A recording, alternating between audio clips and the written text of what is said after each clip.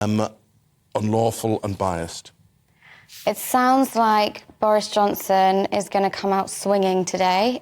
We expect to get his evidence this afternoon. Well, this dossier, I think they're calling it the sort of defence dossier. And there's been a lot of quotes that have gone out over the weekend in the papers from Team Boris, sort of saying this is the bombshell evidence. This is going to exonerate the former Prime Minister and show that he didn't mislead or lie to Parliament. And that's what this whole investigation, this whole committee is going to be probing on Wednesday. They think it might last up to 4 hours, this interrogation in Parliament by the committee of MPs. And I think, Boris Johnson has had a long time to get on the front foot of these allegations, right? He's got a top KC representing him. And I don't think it's going to be easy to sort of back the former Prime Minister into a corner, to be honest. Well, his whole political career will be riding on it. So, as you say, he's going to be investing time into the detail and all of this.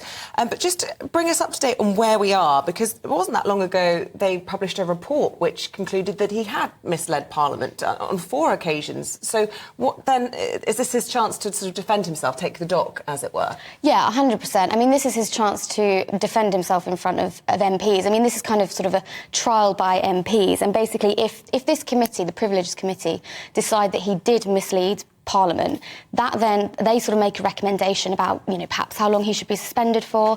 That then goes to the Commons and they get to vote on it. They can either adopt the recommendation or reject it.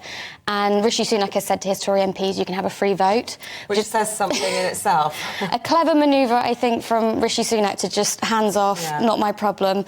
And they will decide, what punishment he gets. If it's a severe punishment, so say more than 10-day suspension, he could face a recall petition, which could ultimately end up in him, facing a by-election in his constituency. Just explain why that would be then. What is a recall petition?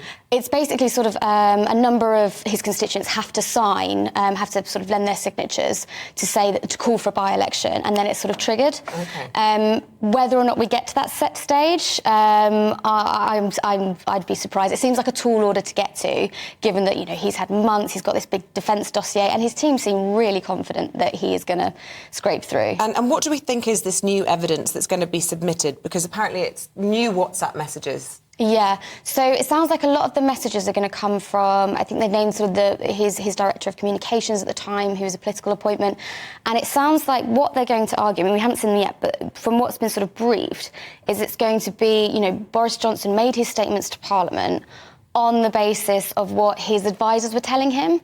So a lot of the time he went into the Commons and said, I've been assured that there were no parties in Downing Street.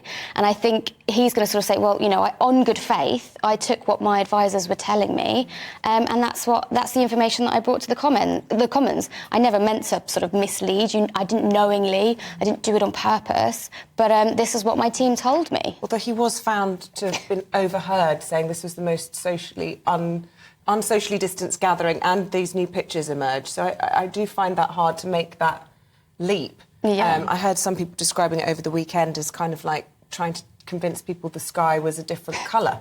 Yeah. Are we going to hear sort of the sublime to the ridiculous this week? I think so. I mean, I think you're going to really get down into the sort of the minute detail of what each word means. I mean, I think it's going to be 4 hours. I mean, there'll be some explosive moments, but some really, really painful moments as well. And I think on that point, I think the MPs are going to really, really try and skewer him on that because, you can plead ignorance all you like, but at the end of the day, that's where you lived, that's where you worked, they were your staff. How did you not know what was going on in your backyard?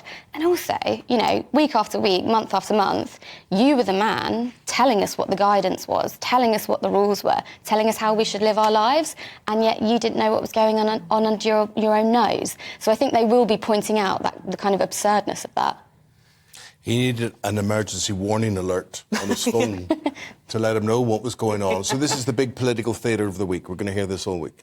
Grab the popcorn. And actually interesting that, according to The Eye, Rishi Sunak has just shelved all policy-making for the week because he just knows the headline's going to be dominated by this. 100%. I mean, when the Boris show rolls into town, it is all about Boris Johnson. I mean, love him or loathe him, I really don't mind what your view is of him. That's totally up to you. But what I will say as a journalist is the man is a news machine. He produces... People are interested in him because they either love him or loathe him. They've got an opinion on him.